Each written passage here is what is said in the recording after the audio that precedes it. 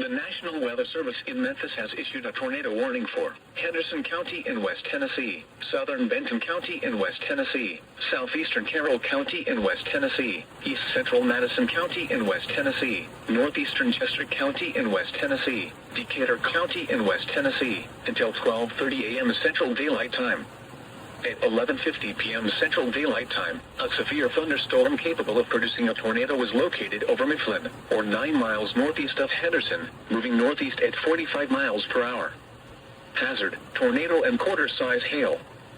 Source, radar-indicated rotation. Impact, flying debris will be dangerous to those caught without shelter. Mobile homes will be damaged or destroyed. Damage to roofs, windows, and vehicles will occur. Tree damage is likely.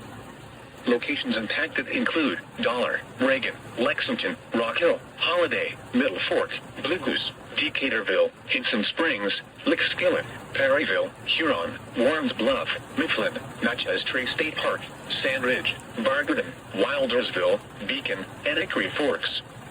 Take cover now. Move to a storm shelter or an interior room on the lowest floor of a sturdy building. Avoid windows.